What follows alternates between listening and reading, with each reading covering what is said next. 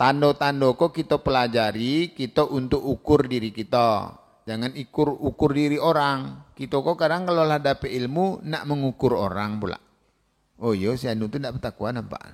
Nah, si Anu tu pula diukur. Jangan orang diukur, kita ukur diri kita masing-masing.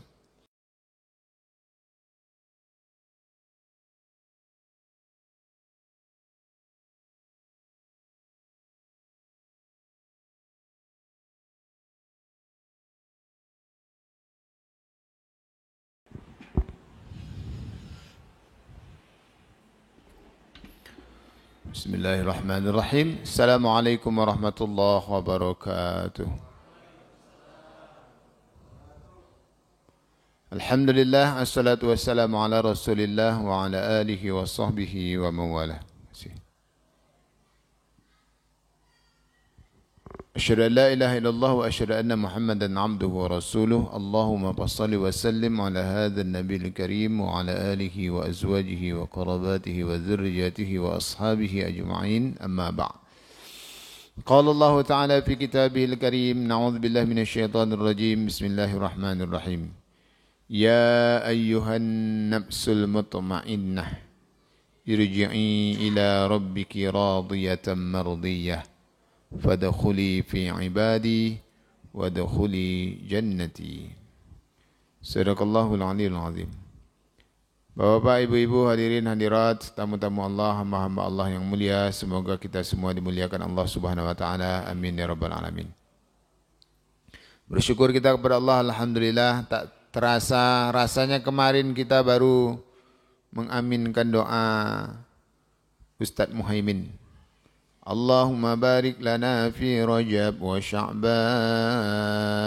Ya Allah, berkahi kami di bulan Rajab dan Sya'ban. Wa ballighna Ramadan. Sampaikan kami di bulan Ramadan. Rasanya itu kemarin baru rasanya didoa-doakan. Rupanya kita sekarang sudah sampai di 24 Syawal, 25 Syawal. Dan nak habis pula bulan Syawal. Berarti doa kita telah diperkenankan Allah. Dan kita telah pula berada di bulan Syawal. Tak sampai 2 bulan kita akan tiba pula di Idul Adha. Telah dicatat tuan nama-nama peserta kurban. Pertama Pak Haji Zulkifli, Haji Iwang dan seterusnya. Dan nak sampai pula Idul Adha. Begitulah terus waktu terus berjalan. Dan tak ada kata yang dapat kita sebut melainkan kata Alhamdulillahirabbil alamin. Segala puji bagi Allah yang telah memberikan kesehatan karunia kepada kita sehingga kita sampai pada detik ini. Semoga pula Allah sampaikan umur kita kelak di Idul Adha. Amin ya rabbal alamin. Salawat juga salam Allahumma salli ala sayyidina Muhammadin wa ala alihi wa sahbihi ajma'in. Assalamualaikum ya Rasulullah, semoga terus tercurah terlimpah kepada baginda Rasulullah sallallahu alaihi wasallam.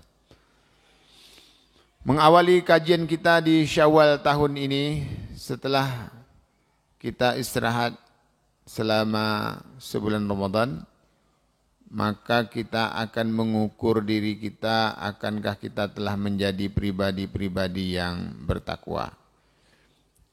Kemarin dah hafal kita ayat Al-Baqarah 183 nih. Bahwasanya puasa itu menjadikan kita orang bertakwa. Mengapa Allah menyuruh kita bertakwa? Mengapa Allah menginginkan kita menjadi orang bertakwa? Sebab begini, kata Allah, Wallahu yad'u ilal jannati wal maghfirati biiznih. Allah itu mengajak kita ke surganya. Allah itu pengen kita masuk surga. Wallahu yad'u ilal jannah. Allah ingin mengajak kita masuk surga. Wal maghfirah, dan ampunannya.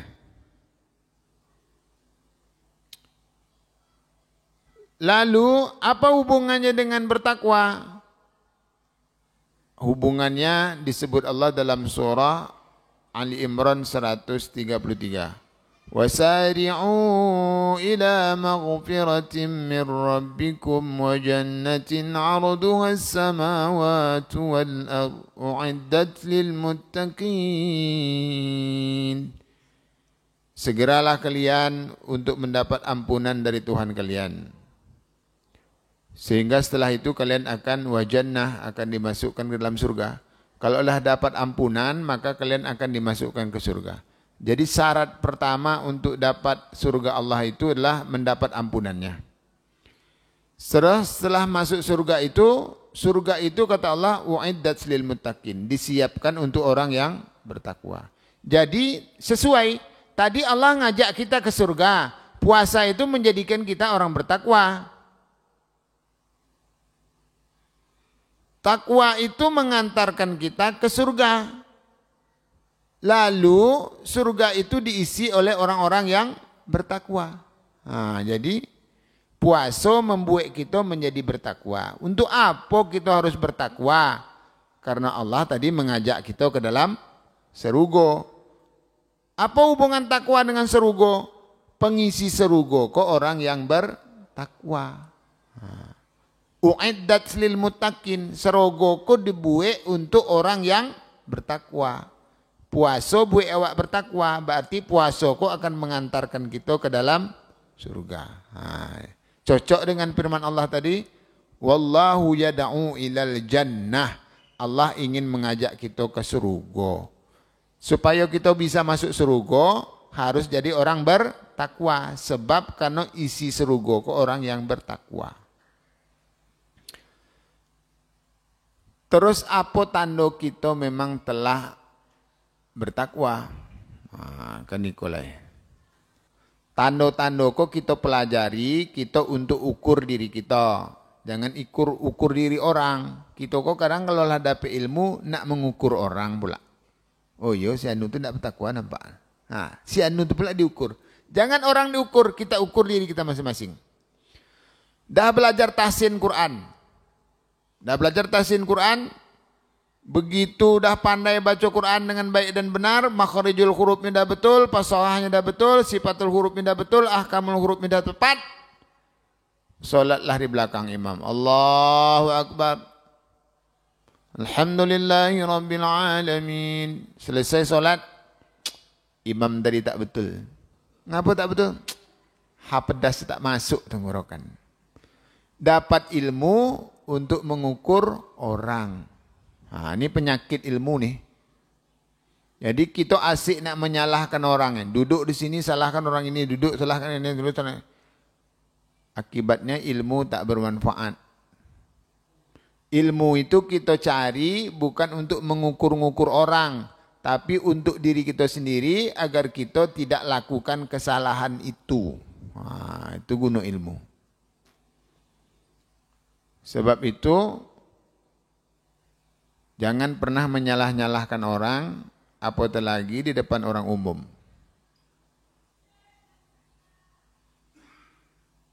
Baik kita senior, baik kita memang orang yang dituakan, jangan pernah menyalah-nyalahkan orang di depan umum. Selesai salat berjamaah, nampak imam, "Mam." Wah, itu pula. "Ya Pak, tadi ain kata tak betul." Wah, gitu orang ramai. Itu tak boleh. Kata Imam Syafi'i, kalau ada orang menegur kita di hadapan orang ramai, dia sebenarnya bukan sedang memperbaiki kita, tapi dia sedang mempermalukan kita. Jadi tidak boleh. Tahan.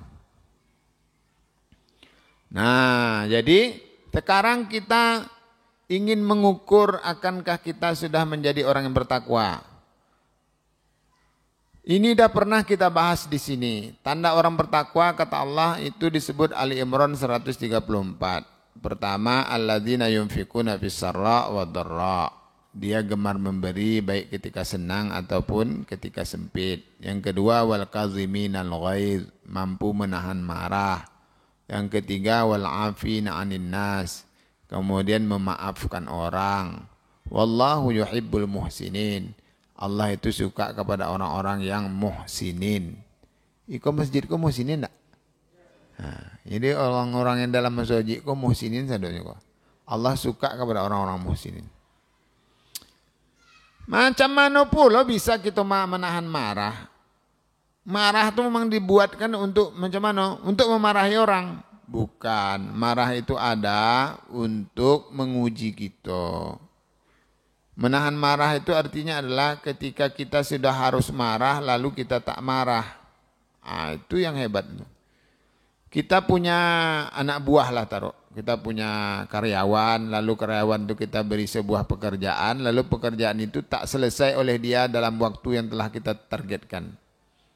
Akhirnya kita boleh jadi menjadi rugi. Sebenarnya kita dah boleh marah karena dia sudah memenuhi targetnya. Kita menggaji dia itu untuk menyelesaikan pekerjaan itu. Ini pekerjaan betul tak selesai. Kita dah boleh marah sebenarnya. Tetapi kita tak marah. Itu namanya wal kaziminal ghaidh. Mampu menahan marah. Bukan orang yang tidak pasal-pasal terus marah. Itu tak menahan marah. Pemarah namanya itu. Tak jelas langsung carut marut. Wah itu tak. Tak ada hujan, tak ada panas. Langsung mengamuk-ngamuk. Itu namanya bukan menahan marah. Pemarah namanya itu. Terus setelah kita tahan marah, maafkan dia. Saya marah tidak ada Ustaz. Cuma saya pecat aja. Marah lah namanya itu. Marah tidak ada. Cuma ingatnya. Gitu kan. Berarti masih marah namanya. Yang efek dari mampu menahan marah tadi adalah wal afina anin nas. Dia memaafkan orang. Idfa' billati hiya ahsan. Gantilah kejelekan-kejelekan orang itu dengan kebaikan. Wa yadra'una bil hasanati sayyi'ah. Kalian ganti dengan kebaikan dari setiap kejelekan yang dilakukan orang. Ustaz bercakap aja pandai. Coba Ustaz, lai tahan nak. Wah, kata jemaah. Jadi kata para ulama, bagaimana supaya kita bisa menahan marah, bagaimana supaya kita bisa memaafkan orang, ada caranya. Caranya ini dialog Imam Malik dengan Imam Syafi'i.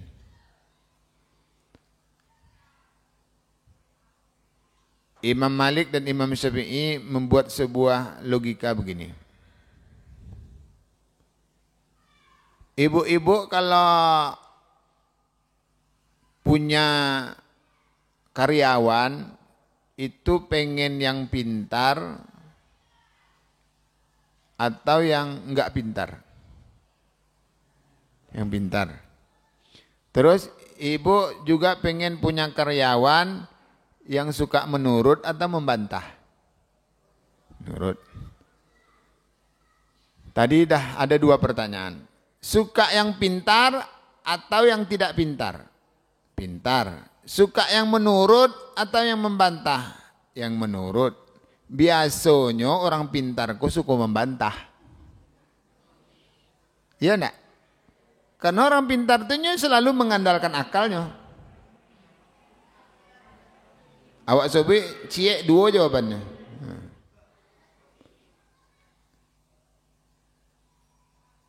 Ibu-ibu suka suami yang cerdas atau yang bongak? Soalnya kalau nyu cerdas, susah ibu mengakalinya. Nyu cerdas.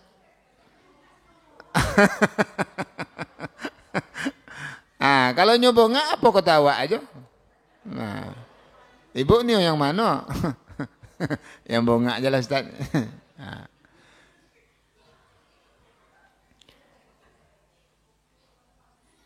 Kata Imam Malik, ketika kita punya anak buah, punya karyawan, kita katakan kepadanya, kau angkat batu ini. Kau angkat batu ini. Kata karyawan yang cerdas tadi, ngapa diangkat Pak? Ada omeh di bawah tuh. Kau angkat. Yalah Pak diangkat. Besok kita cakap lagi dia. Pak angkat batu nih. Ngapa diangkat Pak? Tidak ada Pak. Ada omeh. Tidak, angkat aja lah. Ngapa diangkat? Karena dia cerdas. Ya kan? Ibu-ibu dan bapak-bapak yang dirahmati Allah, apa maksudnya? Yang kita butuhkan itu kan karyawan yang maunya begitu kita suruh dia nurut, karena kita menggaji dia itu bukan karena ada emas atau tidaknya kan, karena kita bayar dia sebagai karyawan atau sebagai anak buah kita atas pekerjaan yang kita perintahkan. Mau ada emas atau tak ada emas, itu dia harus kerjakan. Gara-gara dia bekerja itulah kita bayar dia. Mau ada emas atau tidak, itu tidak penting.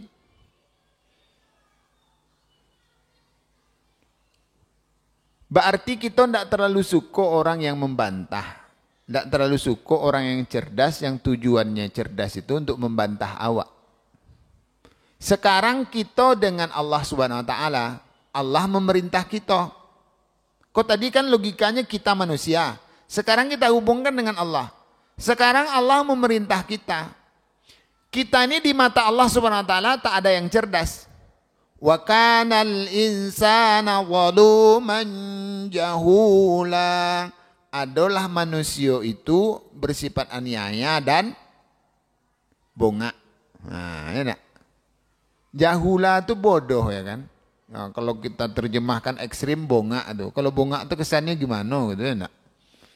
Ya di mata Allah kita ini tidak ada yang cerdas, enggak ada yang pintar karena ilmu kita ini wa ma utitum minal ilmi illa qalila. Ilmu kita sedikit di hadapan Allah. Sedang banyak aja tak ada manfaatnya bagi Allah, apalagi sedikit. Jadi di mata Allah kita ini tidak ada punya ilmu apa-apa. Karena itu ketika kita membantah Allah, Allah tuh suka atau enggak?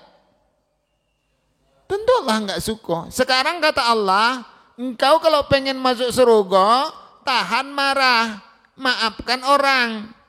Kita, mana bisa maafkan? Sakit hati dan. Kata Allah, Allah perlu enggak sakit hati kita tuh? Enggak perlu. Allah tuh pengen kita menurut.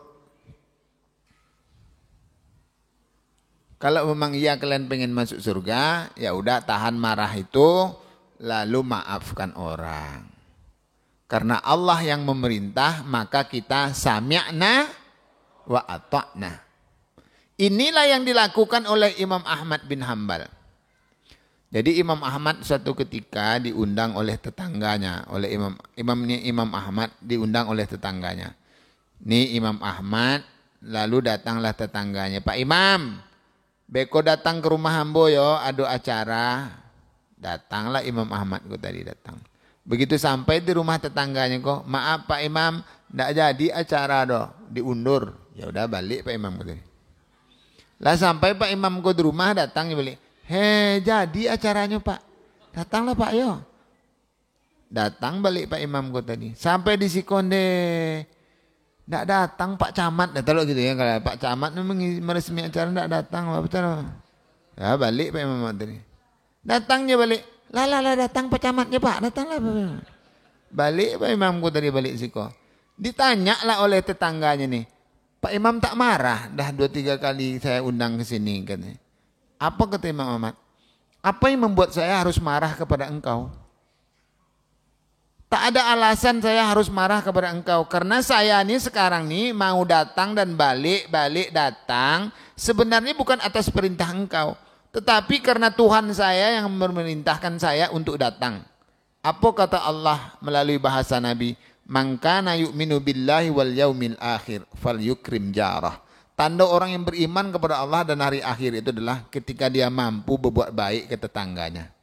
Jadi aku nih sekarang, kata Imam Ahmad tadi, saya nih sekarang mau datang ke rumah engkau lalu balik datang lagi nih, bukan karena engkau ajak, tetapi saya memang harus berbuat baik kepada engkau, karena memang mengapa saya harus berbuat baik? Karena Tuhan saya yang memerintah. Jadi saya buat nih bukan karena engkau, tapi karena Allah. Ngapa saya harus marah ke engkau? Begitu logikanya. Jadi karena Allah yang memerintahlah, lalu membuat kita harus taat. Kata Allah, tahan marah. Tahan marah. Astagfirullahaladzim, tahan marah. Kemampuan kita menahan marah ini, disinilah letaknya kita layak menjadi ahli surga. Datanglah salah seorang sahabat kepada Rasulullah SAW. Ya Rasulullah, ausini. Berilah saya wasiat agar saya ini bisa masuk surga. Wasiatnya itu jangan pula panjang-panjang. Saya ini tak bisa menghafal panjang-panjang, pendek aja. Kata Nabi, wasiatnya adalah la taghdab. Kau tahan marah. Miraran qala la taghdab. Nabi mengulangi sekali, kau tahan marah. Kalau kau ingin masuk surga, maka engkau harus mampu menahan marah. Ternyata dari menahan marah inilah efek dari kebaikan-kebaikan lain. Karena dengan mengapa orang bisa marah, orang marah ini biasanya karena sombong, Pak. Saya berjanji dengan Ustadz Effendi, kita mancing beko Ustadz. Wah, nampak deh ambo pajangannya dia po FB. Nengok-nengokkan udang, nengok aja awak tak dapat.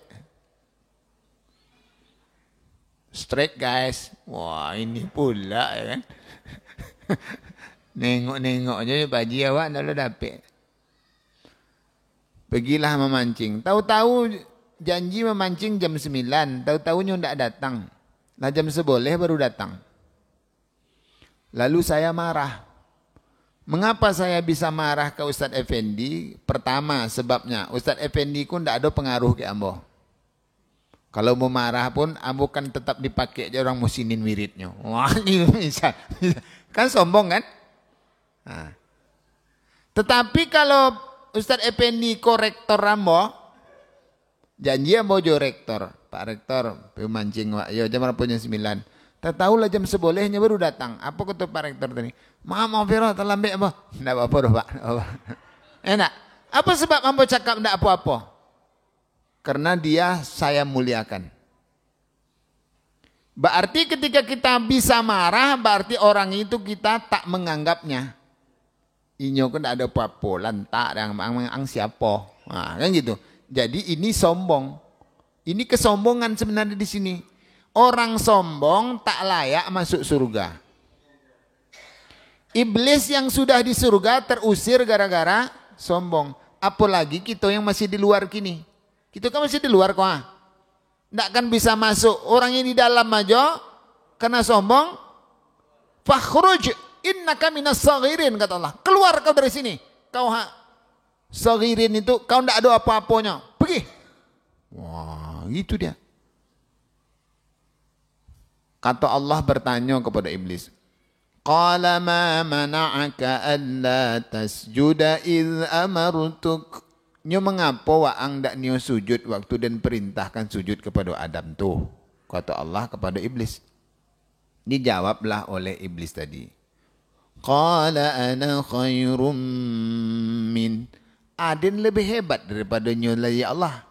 Hebat Aden pada Adam lah. Di mana letak hebat waang? Khalaqatani min narin wa khalaqatahu min tin. Inyo dari ambo dari api, inyo dari tanah. Hebat Aden lah. Ngapola Aden ke sujud-sujud kinyo? Memangnya siapa? Jadi sombong kok penyakit iblis. Sebab itu Allah tak mau kita mengikuti jejak iblis. Kenapa? Karena kita harus masuk surga. Karena Allah tadi tujuannya mengajak kita ke surga. Allah tak pengen kita tak masuk.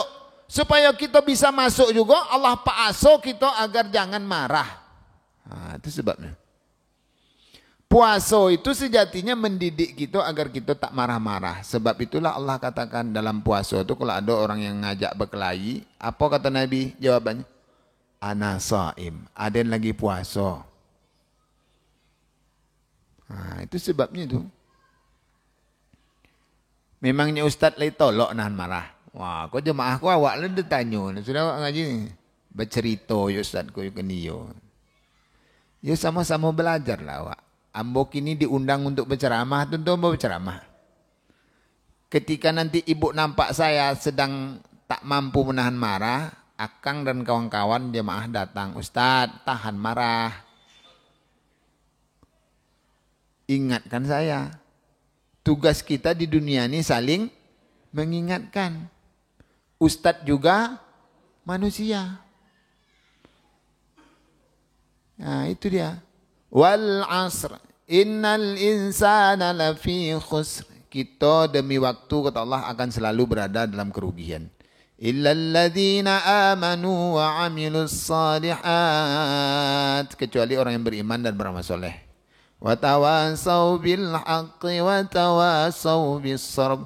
Kecuali orang yang selalu mengingatkan tentang kebenaran dan ketika mengingatkan itu selalu dengan sabar. Mengingatkan jangan marah-marah. Hoi, Ustaz, lei beraka nak patang waang mengecek juga. Itu kamu marah-marah. Ingatkan baik-baik. Patang tak kayo mana waang berceramah kayo menanan marah. Atu akini terang. Lei talok. Motai. Oh gitu. Itu namanya marah. Tak boleh mengingatkan dalam keadaan marah. Mengingatkan harus baik-baik. Sebab mengapa tak boleh marah-marah mengingatkan? Nanti rusak silaturahim kita. Gini caranya.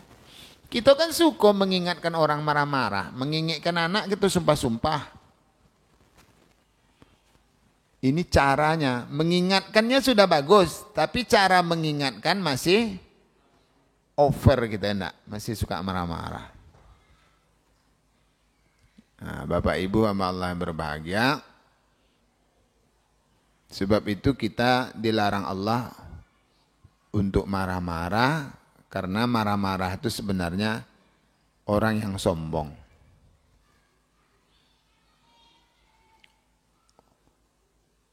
Kemudian yang kedua, orang marah karena orang itu di samping dia merasa kecil, orang yang dimarah itu, orang itu dia tidak ada kepentingan. Misalnya supir lambat datang dimarah-marah. Karena tidak ada kepentingan ke supir kau. Tapi kalau supir kau sudah memegang rahasianya, tidak ada marah. Berang apa nih sobek kibuk je. Allah terpegang kartu as tu, tidak ada bisa marah. Berarti lagi-lagi kan kesombongan karena merasa diri bersih, lalu kita tidak. Ya. Bapak Ibu sama Allah berbahagia, kemampuan kita menghilangkan ego kita, akal kita tadilah yang membuat kita dengan mudah untuk mengikuti apa kata Allah Subhanahu wa taala. Jadi kita hilangkan kesombongan kita, kita lepaskan akal kita yang tak ada apa-apanya di mata Allah ini. Kata Allah, tahan marah, kata Allah maafkan orang. Karena Allah ini yang sekarang memerintah, maka kita kerjakan. Lalu akal kita tadi itu kita buang. Kenapa kita buang? Karena sekarang sedang berhadapan dengan Allah, Zat yang Maha Tahu, dan kita tidak ada hebat-hebatnya di hadapan Allah Subhanahu Wa Taala. Ketika kita mampu membuang akal kita, maka disitulah kita masuk derajat kita menjadi orang yang menghambakan diri kepada Allah.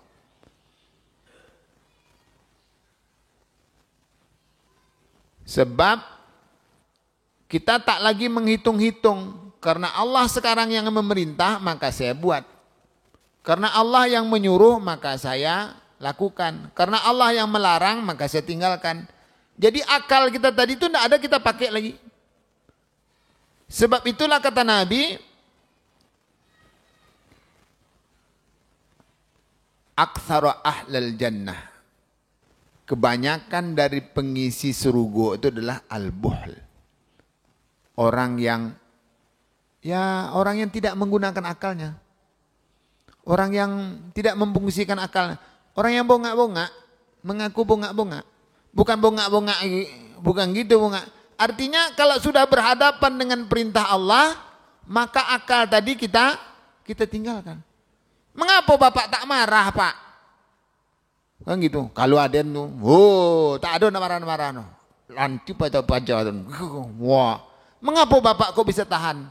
Karena Allah yang suruh saya menahan. Akal tadi kita buang. Ketika kita mampu memposisikan akal kita ini pada tempatnya, kita tidak berlogika dengan Tuhan, maka disitulah kita menjadi hambanya Allah. Hambanya Allah inilah yang akan Allah sebut ditempatkan ke dalam surganya. Tadi ayat yang kita baca dalam surah Al-Fajr. Ya ayyuhan nafsul mutmainnah. Wahai jiwa yang tenang. Irji'i ila rabbiki radiyatan mardiyah. irji'i, datanglah kepada Tuhan engkau telah ridho kepada engkau pun ridho kepada Tuhan engkau. Fadkhuli fi ibadi, masuklah engkau ke dalam golongan hamba-hambaku. Jadi orang yang tadi mampu menahan diri untuk tidak marah, membuang akalnya karena ini Allah perintah, maka dia manut, karena Allah yang suruh maka dia kerjakan. Ini orang yang telah menghambakan dirinya. Orang yang mampu menghambakan dirinya, sami'na wa ata'na, inilah golongan-golongan yang dipisahkan. Fadkhuli fi ibadi, masuklah kalian ke dalam golongan hamba-hambaku. Hamba-hambaku ini yang mana nih? Orang yang selalu taat atas apa yang Allah perintahkan kepadanya. Wadkhuli jannati, cocok dengan tadi kan? Akhirnya masuk surga. Wadkhuli jannati. Dan Muhammad sallallahu alaihi wasallam, Rasulullah sallallahu alaihi wasallam itu diperjalankan Isra dan Mi'raj oleh Allah Subhanahu wa taala, itu bukan dalam posisinya sebagai nabi, bukan posisinya sebagai rasul, bukan posisinya sebagai Muhammad, tetapi posisinya sebagai hamba Allah. Subhanalladzi asra bi'abdihi, Maha suci Allah yang telah memperjalankan hambanya. Karena memang Muhammad komanut, apa kata Allah nyuikui, ndak banyak mengarengkang, ndak banyak membantah, apa kata Allah nyobuek. Ketika terjadi perang Badar, itu perang besar dalam Islam, itu orang kafir Quraisy itu jumlahnya 2.000-an, 3.000-an. Jumlah masyarakat Islam itu 300-an. 313 orang. Berarti 1 berbanding berapa tuh? 10. Dalam riwayat disebutkan ketika perang itu pedang itu 1 untuk 5 orang. Kalau datang orang mau menyam. Coba. Kira-kira mungkin tidak menang? Enggak mungkin menang. Makanya kata Allah,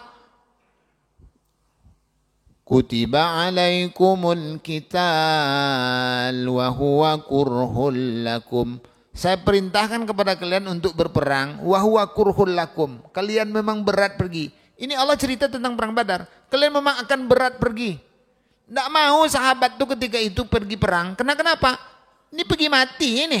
Melawan 3.000 orang. Mana akan masuk akal? Kata Nabi, kalau kalian nggak mau pergi, saya pergi. Akhirnya sahabat ini tadi pergi juga. Kata kalian tadi tak mau pergi, kata Nabi. Karena engkau memang mengajak, sekarang ini atas ajakan engkau kami pergi. Sama dengan sama dengan Umar bin Khattab. Kita yang pergi haji umroh kan mencium Hajar Aswad. Ini kan dah populer kalau manasik haji kan disampaikan cakap Umar. Apa kata Umar ketika mencium Hajar Aswad? Sebenarnya engkau ini Hajar Aswad tidak bisa memberi manfaat, tidak bisa memberi mudarat. Andaikan orang yang aku cintai tak mencium engkau, aku malas cium kau nih. Kan gitu ya kan? Tetapi ngapa Umar tetap cium juga? Ya karena Allah suruh cium, karena orang yang ia cinta cium, ya cium. Sebenarnya hatinya tak pengen cium. Tetapi dia buanglah hati dan akal tadi, karena cium, ya cium. Dia menggerutu itu karena potensi akalnya. Tetapi dia tetap cium karena faktor penghambaan tadi. Kalau Allah lah suruh, ya kita buangkanlah logika-logika tadi, ya kita lakukan. Dalam agama ini banyak hal-hal yang demikian. Kita harus membuang akal kita. Ibu-ibu yang ditalak oleh suaminya harus menjalani masa iddah. Apa guna masa iddah?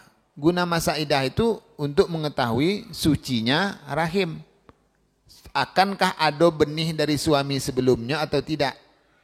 Tapi kan teknologi kekinian kan mudah aja Pak Haji. Bisa kita USG, hamil atau tidak ibu kok? Enggak. Apakah boleh kawin? Enggak. Inilah makna taat. Kata Allah suruh menjalani masa iddah, ya udah jalani. Walaupun sebenarnya secara hikmahnya mengapa perempuan harus menjalani iddah supaya membersihkan rahim. Tetapi dah tahu dah dari segi kedokteran ini bersih. Ngapa tak boleh kawin? Karena Allah yang memerintah. Ngapa kita tak boleh makan babi? Katanya ada cacing pita. Cacing pita itu bisa mati dalam panas tertentu. Ketika cacing pitanya itulah mati, boleh makan daging babi? Tidak. Berarti kan masalahnya bukan pada cacing babi. Apa masalahnya? Karena Allah yang suruh tak boleh makan, maka kita tak makan. Bapak Ibu Allah berbahagia. Jadi kembali ke kajian kita tadi, kita harus kuat menahan marah, kita harus kuat memaafkan orang, kita harus kuat menjadi orang-orang yang pemaaf. Kenapa? Karena kita memang diperintahkan Allah Subhanahu wa taala sebagai wujud kita memang mentaati Allah, maka ini kita lakukan. Semoga Allah mudahkan kita menjadi hamba-hambanya yang taat kepadanya. Amin. Subhanakallahumma wa bihamdika asyhadu an la ilaha illa anta nastaghfiruka wa natubu ilaik. Assalamualaikum warahmatullahi wabarakatuh.